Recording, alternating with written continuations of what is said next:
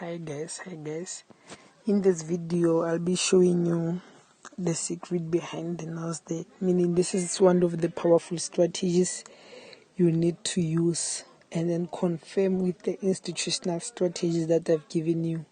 So before you analyze Nasdaq with institutional strategies, you just come here at the German 30. You can see there's a pair written German 30, GER. The 30 is German 30. You open that pair and then let me do this. You open that pair and then change your time frame to H1 So normally this is what is happening. Remember that in price action we have a support and resistance, and then a valid support or resistance means that the price will touch your support or resistance 3 times, and in the fourth point it's whereby you're gonna decide whether you buy or sell. So let's do this. The first step, you switch to H1 on German 30, and then after switching to H1 you look for a valid support or resistance. Take a look here, take a look at this. You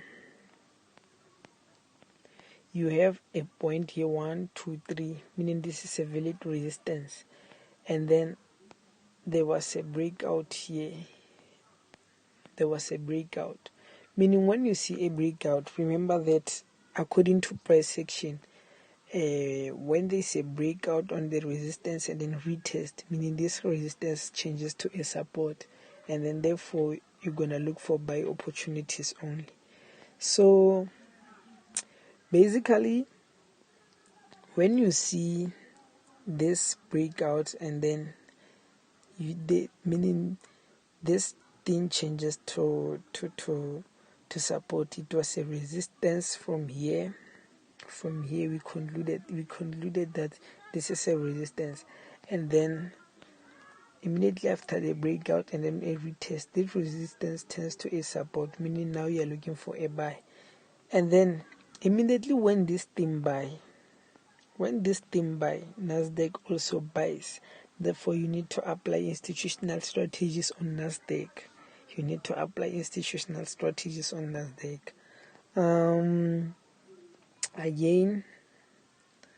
Again, let's do this. This now turns to a support. So since it's a support, when the price come here, you also buy Nasdaq. When the price come here, you also buy Nasdaq. And then take a note that when it's still buying, it forms another resistance here. It forms another resistance. So if you have a valid support here, you buy Nasdaq. If you have a valid resistance here, you sell Nasdaq. Just like that. And then now this resistance turns to a support, a breakout and a retest. Immediately you see a breakout and a retest, you start to buy Nasdaq. And then you apply institutional strategy for entries. You start to buy Nasdaq, guys. And then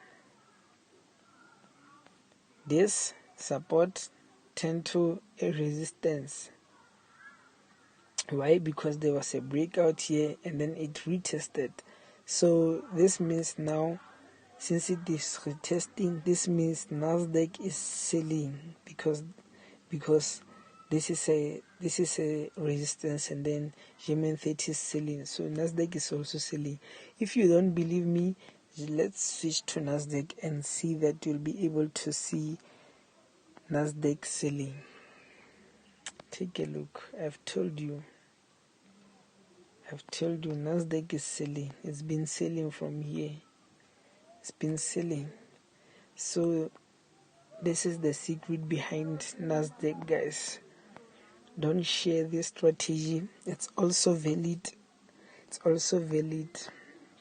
I'm not greedy. We all know that the money in the market is enough for all of us. So I'm not greedy, guys. I hope you find this clear. Remember, the first thing that you need to do is to switch to H1 and then look for a valid support or resistance, and then after valid support or resistance, then you confirm your increase using the institutional strategies, either the modification or the original institutional strategy.